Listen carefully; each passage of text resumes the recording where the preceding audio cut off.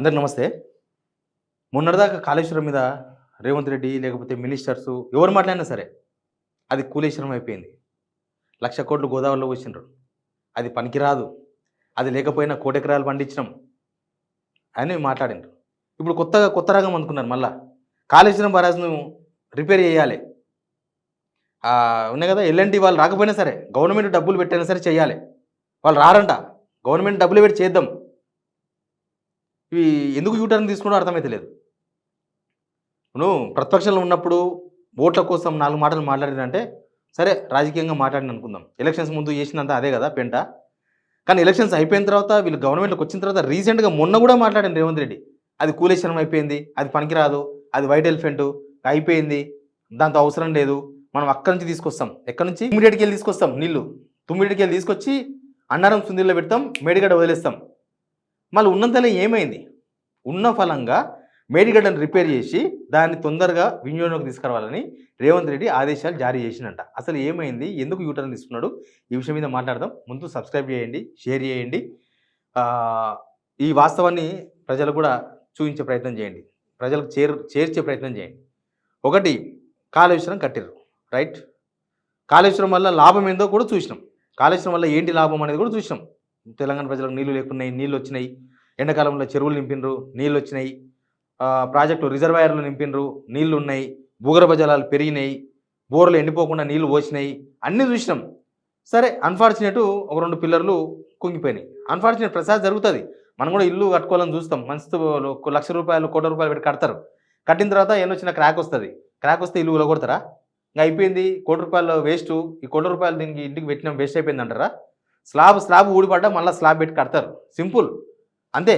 కానీ వీళ్ళు మాత్రం రాజకీయ నాయకులు కదా.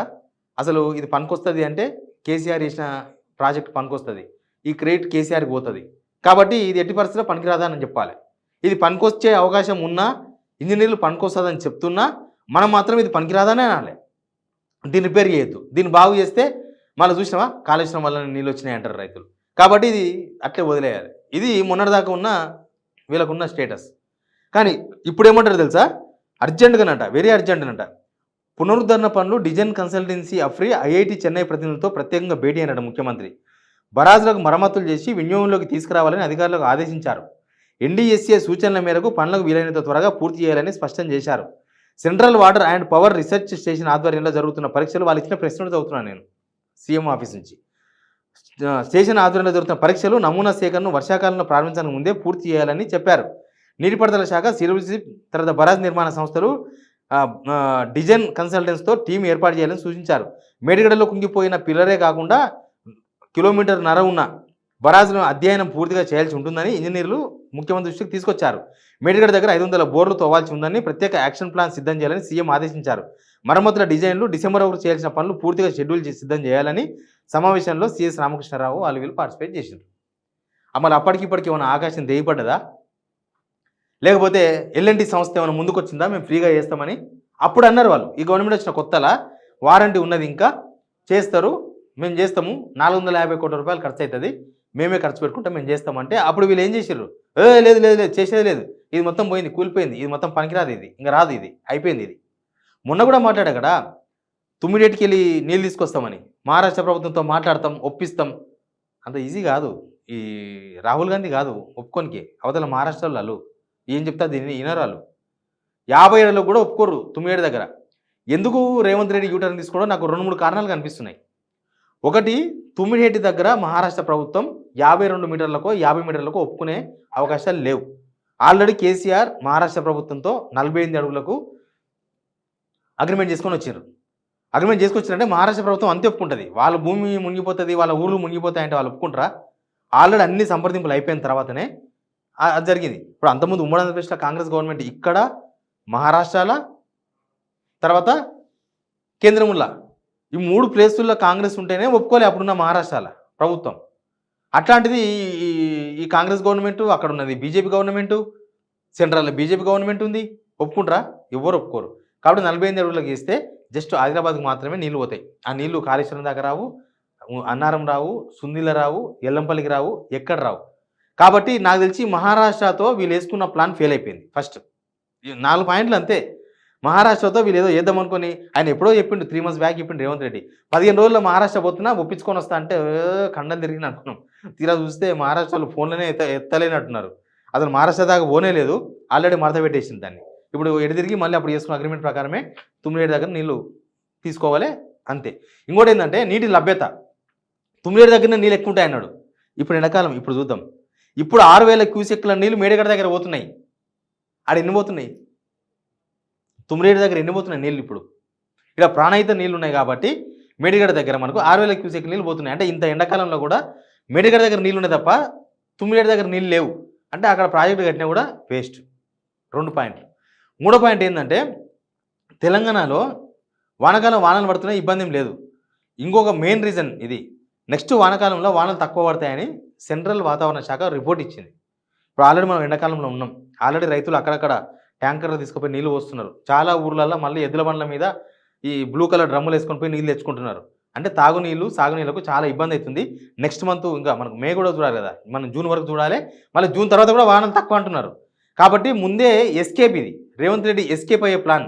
అదే నేను కాళేశ్వరం బాగుంటే నీళ్ళు వస్తాయని అందరికీ తెలుసు. కాళేశ్వరం మంచిగా ఉంటే ఇప్పుడు కూడా నీళ్ళు పోతున్నాయి. ఆ నీళ్ళు కూడా ఇప్పుడు గుంజొచ్చు మనం. అసలు మేడిగడ్డ బాగు వేయకుండా కూడా కన్నెపల్లి నుంచి మోటార్లు వేసి ఆ నీళ్ళు గుంజొచ్చు. కానీ ఆ పని చేస్తలేడు. ఇప్పుడు దాన్ని బాగు చేయాలి అని పెట్టుకున్నాడు. ఎందుకంటే అసలు ఎల్ఎన్టీ వాళ్ళు వచ్చినప్పుడు బాగు చేయకుండా ఇప్పుడు ప్రభుత్వమే డబ్బులు ఖర్చు పెట్టి చేస్తుందంట. దీనిలో ఏం రాజకీయం ఉంది అర్థమైంది కదా.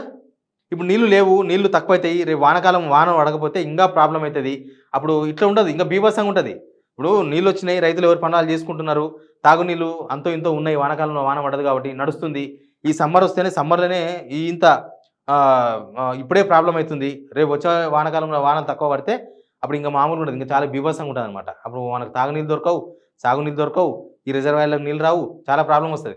కాబట్టి ఎస్కేప్ కానికే అంటే ముందే కాళేశ్వరం కడుతున్నాడు అని చెప్పుకోనికే బహుశా దాన్ని కట్టే ప్రయత్నం చేస్తున్నట్టుగా, రైతుల నుంచి వ్యతిరేకత రాకముందే, జనాల నుంచి వ్యతిరేకత రాకముందే దాన్ని కడుతున్న ప్రయత్నం చేస్తున్నట్టుగా మూడోది డ్రామా చేయాలి.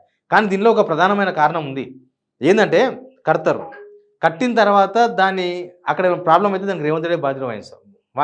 ఆయన మెడకే చుట్టుకుంటుంది. ఇది రేవంత్ మెడకే కాళేశ్వరం చుట్టుకుంటుంది. ఇప్పుడు పామును పెంచి పెంచి పోషిస్తే ఏమవుతుంది, ఆ పాము కరుస్తుంది. కాళేశ్వరం అనే మంచి ప్రాజెక్టును, కాళేశ్వరం అనే ఒక పెద్ద ప్రాజెక్టును దాన్ని పాలిటిక్స్ కోసం వాడుకునే ప్రయత్నం చేసిండ్రు. పాలిటిక్స్ కోసం వాడుకుంటే ఇప్పుడు అది వాళ్ళ మెడకే చుట్టుకున్నది. ఇప్పుడు వాళ్ళు ఖచ్చితంగా దాన్ని కట్టాల్సిందే, ఖచ్చితంగా రిపేర్ చేయాల్సిందే. అది జనం కూడా కోరుకుంటున్నారు. రైతులైనా తెలంగాణ జనమైనా కోరుకుంటున్నారు. అరే కాళేశ్వరంలో భాగమైన కొండపోచమ్మ, మల్లన్న సాగర్, గంధమల్ల దాకా నీళ్ళు వాడుకుంటున్నారు కదా, కాళేశ్వరంలో లింకే కదా మొత్తం అది. కానీ అక్కడ ఉన్న మేడిగడ్డ, అన్నారం, సుందిలో మాత్రమే అది వాడుకుంటే చాలు, ఇంకా కాళేశ్వరం పోయిందని చెప్పుకోవాలనేది. కానీ జనం నమ్ముతారా?